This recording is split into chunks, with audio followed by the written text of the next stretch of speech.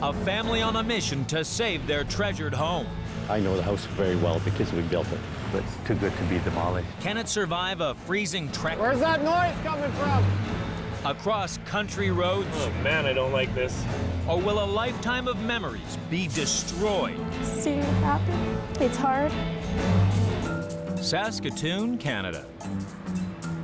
The biggest city in the province of Saskatchewan. A concrete jungle amidst the pristine Canadian prairie. Engineer Doug Pitchler designed and built his family home just beyond the city limits in 1977. But since then, the metropolis has grown. At that time, it was 3 miles out of the city limits. Now the city limits are way beyond us. Home to 35 years of memories, Doug built his home from scratch. But new housing and industrial estates will soon swallow up the land, as his son Glenn explains. I wouldn't want to see it demolished. Don't want to put it in a landfill, that's for sure. Doug's family want to escape the urban sprawl.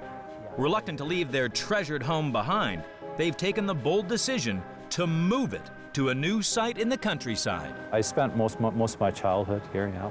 Yeah, it's very special. Still is special. That's a family home. There's a lot of sentimental value attached to the house. There's memories built into the walls. The house means just as much to Doug's granddaughter, Rachel. This is definitely the headquarters. This is where we gather when we all come together. Yeah, there's a lot of memories.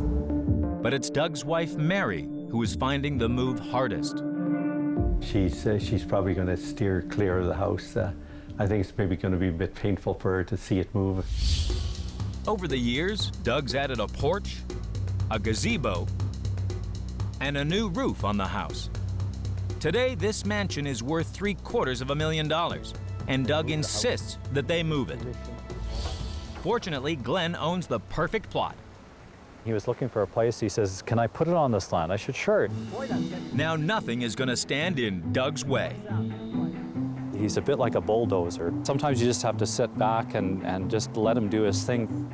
I do get excited when I think of the end result. I think it'll be good.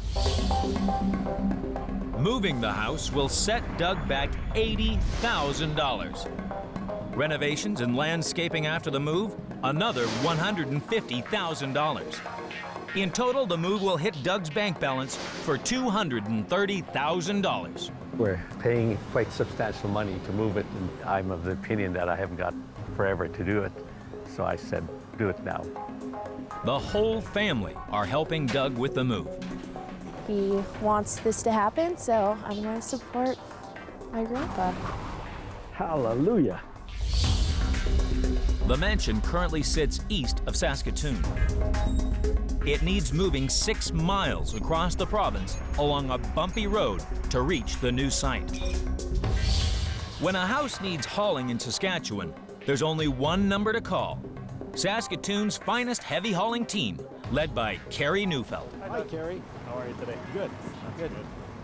We'll try to make this as stress-free for you as we can. We'll do our best. As long as you don't dump it in the ditch. Well, we try not to. This mansion is over 100 foot long and weighs over 100 tons. It's a huge job for Carrie. First task, lift this massive building. The team must build a rig of steel beams under the floor to support the walls. But there's a problem. The mansion has a huge porch and gazebo. Each one weighs over 2 tons. As the team try to jack it up, there's a risk that they could cause the rig to flex and the house to snap. To prevent this, the crew must thread extra sturdy, super long beams called cross-loaders under the rig to reinforce it. In good weather, lifting this mansion would be tough. But with the mercury falling well below zero, the cold creates a whole heap of new problems. This is one of the joys of winter. Nothing works properly. Oh, whoa, whoa, whoa, whoa, whoa, whoa! Don't roll. There's frost on the steel. It makes it slippery. If this thing were to slip off the roller, that would potentially kill someone. The crew manhandle the beams into position, but the problems keep coming. Our beams are 13 feet too short for the house. This beam inside here, which we call our stinger, we pull this stinger out to catch the back wall. Stingers in place, Ben struggles to slide in the huge cross loaders to support the gazebo and porch. We're fighting for a couple of inches of extra room here. If it's not supported correctly, obviously it's you know, it's going to fall off, and that's something that we don't want to have happen. They slowly wrestle the beams into place.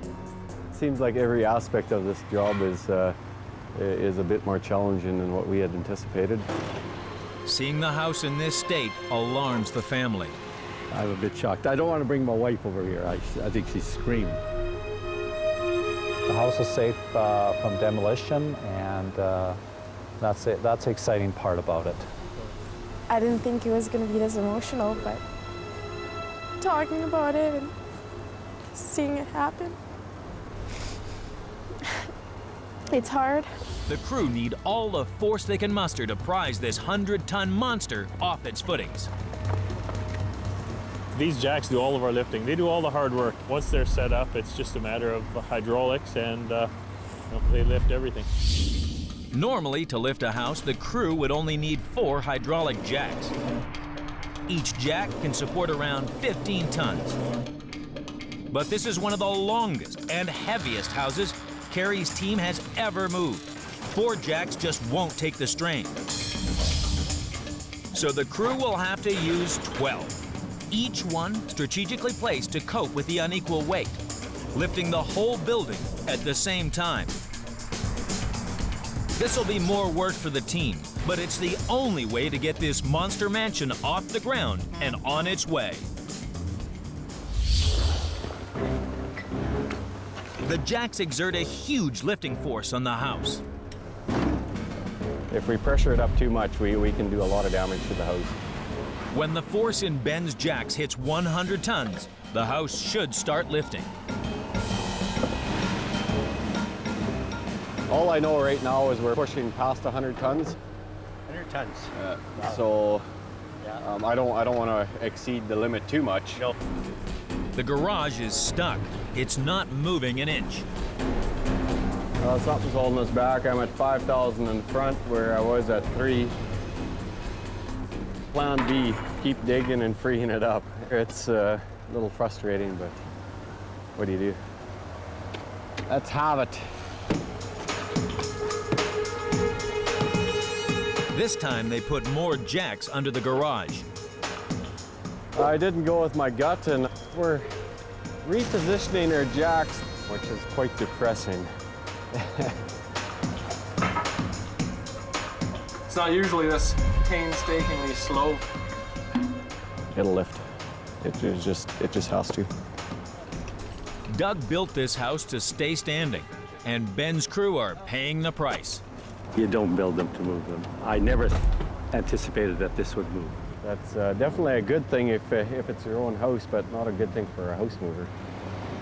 There's 35 years of memories in every brick, so no pressure, boys. So Ben, yeah, you're going to be jacking it probably today. Oh yeah, like going right up, eh? any minute.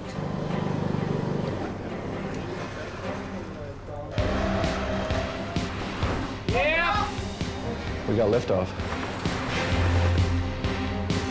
The team battled through a freezing afternoon to lift the mansion 4 feet into the air. Finally, the house is off the ground. I'm amazed at how well it's supported. We're good to go. The team's next challenge is to roll the mansion off its basement onto wheels, ready for its massive move. You guys all ready? Yeah. Okay, let's roll. Something this heavy, you only get one real good chance at it, so slow and steady. It's rolling really good. We're got another 4 or 5 feet left here, and just clear of the basement. This maneuver is fraught with danger. Oh, whoa, whoa, whoa, whoa, whoa, whoa! And with just a few feet to go, they've hit a major glitch. That's what a flattened roller looks like. I'll go back for warranty on that one. With the crushed roller replaced, they drag the mansion onto 40 wheels. Lock them up. Finally, it's ready to roll. Looks good up there. Yeah, it's straight and not cracked up or anything. It'll be interesting to see it go across the field. First challenge, get to the road. The easiest route is down Doug's narrow driveway. But there's no way that this 60-foot wide building is ever gonna make it. So the team must risk taking the fragile building across a neighboring field. It's not gonna be easy. It's bumpy. One jolt too many, and the porch, gazebo, and garage could break off. To make matters worse, the field is sheeted with ice. This will be one slippery schlep. If we break through that frost, we could have a big challenge on our hand. Okay. Oh, it's moving. Oh. Looks like our front tires are slipping a little bit on the ground, so we're gonna have a little bit of trouble steering. The ground's a bit soft. I'm just concerned about the stability of the house. But no fear, Doug's trusty tractor is here. The horsepower we got is Doug's secret weapon. It's helping out a lot here. They dare not move any faster than 3 miles per hour for fear of shaking the house. This is the biggest house I've ever moved. It takes an hour to inch across the field. I've been following the house and just watching it with some amazement. Despite the freezing conditions, Doug's family are out in force. It looks a little bit decrepit right now, but I'm a builder. I'll have to help my dad put it back together. It's amazing, yeah, and it's going way better than I thought. But a huge obstacle ahead threatens to halt the move. That power line, it's a main line feeding Saskatoon. It's 138,000 volts, so you don't want to mess with it. I'm gonna basically shut my eyes here and trust Benny's eye up ahead there. 300,000 people in Saskatoon are gonna be without power if we hit it. The house would literally explode. There could be a big old fireball on top of this house, so I'm hoping everybody's been using the same measuring stick. We have to keep the peak of the house to the right of those flags. I'm just gonna right tight to the pole and just get underneath it.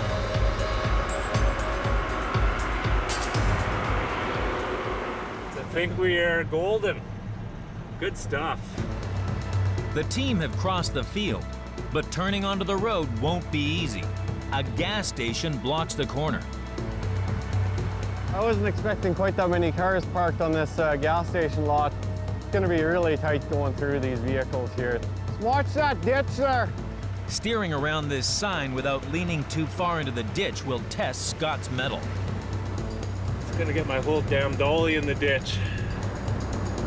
Can I take more? Oh, what? The house suddenly lurches. One false move now and the house could tumble. Where's that noise coming from? Scotty acts fast to wrench the house back onto the road. Oh yeah, we barely made it around that corner, Ben. It's tight. I'm glad that's over. They pick up the pace on the open road. But as they get closer to the new site, the path closes in on them. At its narrowest, the road is only 20 feet wide, with deep trenches either side. There's a real risk that the wheels could career off course. So the team will have to cut down trees to make more space and make minute adjustments to the wheels to avoid sliding off the road. The dirt road is tiny. It's 56 feet wide, so it's a challenge.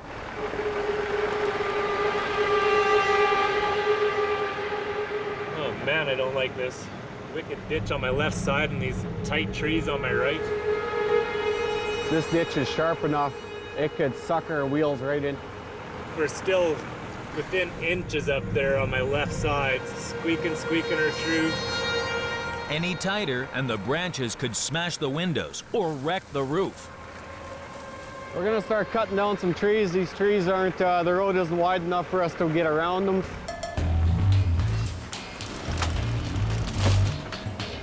We got the wheels quite far into the ditch here, so there's quite the lean going on the house here. Should almost be out of the woods, as it were. Just as the mansion inches towards the finishing line, disaster looms. No, whoa, whoa. Whoa, whoa, whoa, whoa, whoa. Go lift up those chains.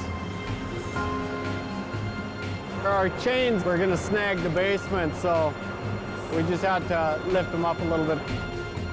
After 2 weeks' work, the house is just one slide away from its new home. The house is here. It's arrived. Now we've got a basement to set the house on. That's the next step. Slide it on, get it positioned. They must roll the mansion onto its new basement. The team must build special tracks underneath the building from steel beams and position roller skates on top to help push the house into place. They must slide the mansion with extreme precision to make sure its walls line up perfectly with the footings, or they could crack. Everyone ready? Okay, let's roll. Very nice. The house floats precariously 12 feet in the air. One wrong nudge, and it could take a nasty tumble. Some guys like lard, but we'll make like the Egyptians and just roll it on and work for them. Hang on there. Whoa. The mansion's front wall doesn't line up flush with the basement. That whole wall is out? Yeah, that one's good. It's this one here should be 8 inches over. Yeah.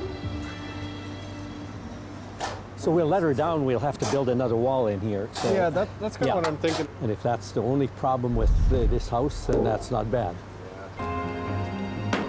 The crew take out some offending wall and lower the house onto the basement.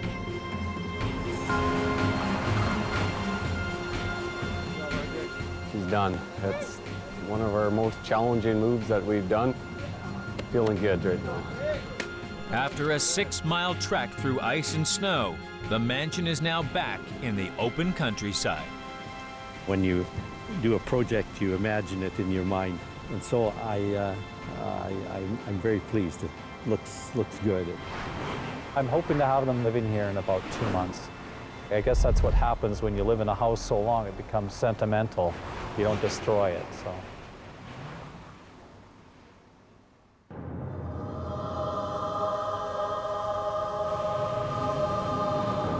Two days later, the family helped Doug get the house ready for his wife Mary's return. Get some lights up here. There you go. It won't be for a while, but the views will be stunning. By next spring, you'll see mature trees here, and it'll be a reforested area. It'll look tremendous. We come here for family gatherings, Thanksgiving and birthdays. It'll be pretty exciting. When the house got here, he had a big smile on his face, so I think he's really relieved.